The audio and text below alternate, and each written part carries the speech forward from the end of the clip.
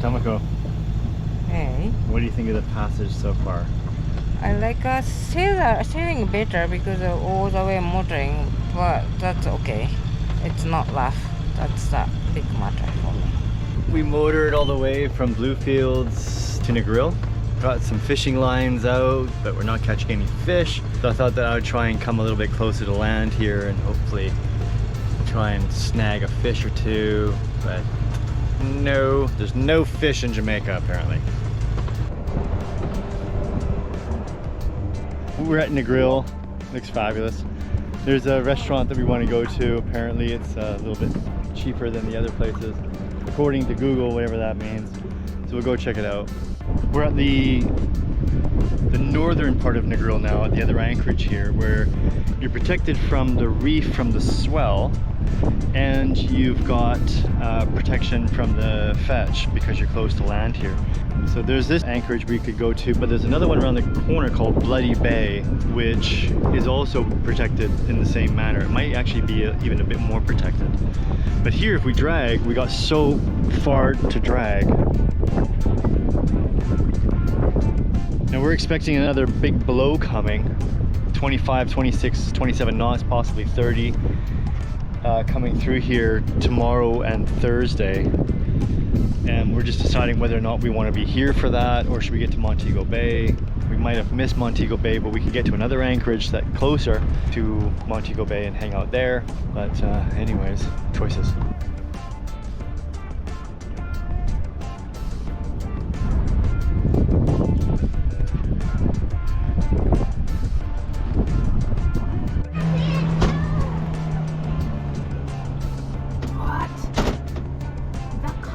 Yeah, it's a Lamborghini car.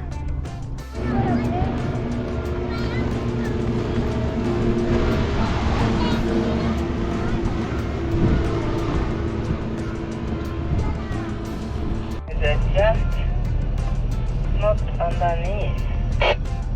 We are heading out of 7 Mile Beach and we are going to be making our way to Montego Bay. There's a major blow coming in for looks like almost 2 weeks, so we're gonna be pinned down there, and there's a nice little mangrove there we can go into.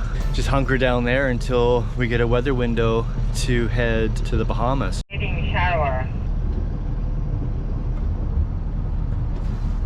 We're sailing off of the west coast of Jamaica at the moment, going from 7 Mile Beach to Montego Bay. You want to get closer to the shore to enjoy the view a bit and get away from the swell and the wind. As soon as you do, you just head into the fishing areas, and the fishermen use clear 500 milliliter PET bottles to buoy their lobster traps, and you can't see them until you're right on top of them. So it's a little stressful sailing, because if you get one of those wrapped in your prop, I mean, it's damage everything. It might be a bad day. That's the problem with going close to the shore, is you're going to get into these pop bottle minefields, and they're hard to see.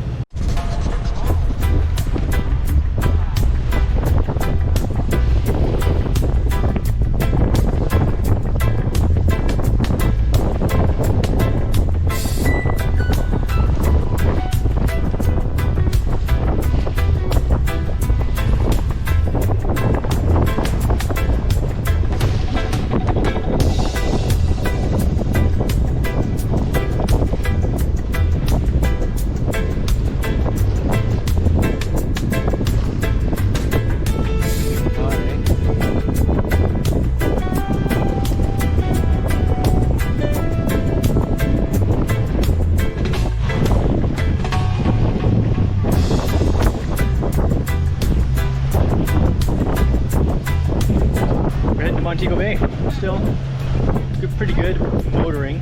I didn't film the previous attempt, which was in probably 6 to 8 foot waves against us in 20-25 knot winds. We had to turn back, but it was a test. I thought, let's just see what it's like to be in that, and yeah, you don't want to be in that. So this was the good weather window, and we are now in probably 3 foot swells in 20 knots of wind. And it's uncomfortable. We are 3 hours away from the anchorage. So my plan is I'm just going to try and get closer to shore, hopefully that will minimize the amount of swell that we're getting out here. We will be going into shallower water, which I don't like.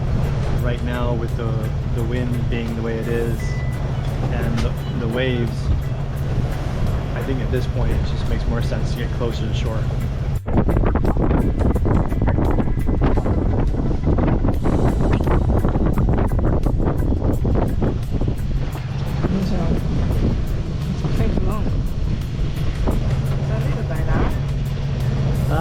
Well, I'm heading to shore now. You know, a little more respite, but at least we're getting it on the starboard.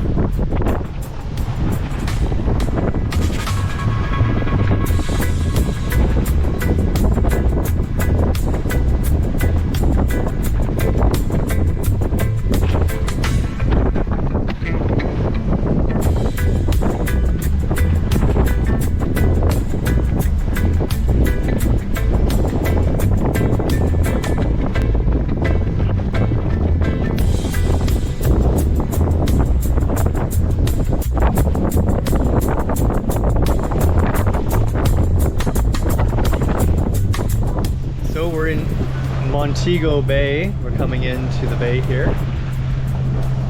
Lots of lobster pots everywhere, so we gotta keep an eye out for that.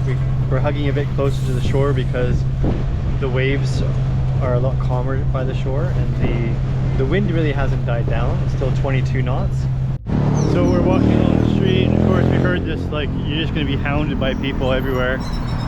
You know, people screaming at you, "Hey, you white man, come over here, spend all your money." So I'm just gonna cross the street here.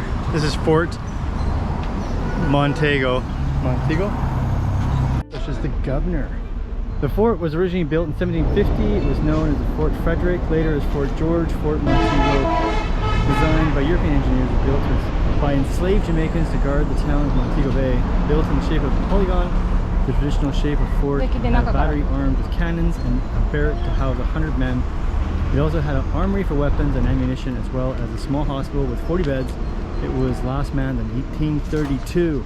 So they were on wheels on the base here, so you can wheel it around for full direction, as well as a ramp to absorb the explosion of the cannon. And they also had a little tiller on the back, right there, to adjust the height. All your jerk chicken barbecue needs.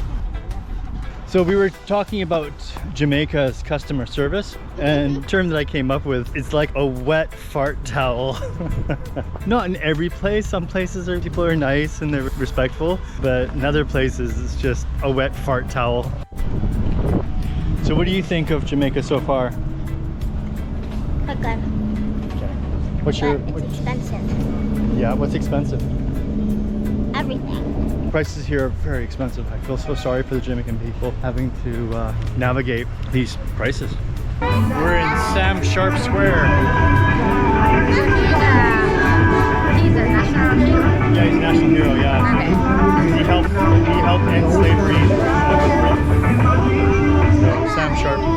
So the cage was a small prison where they would imprison the slaves that try to escape, or they were out after curfew, and also for bad sailors.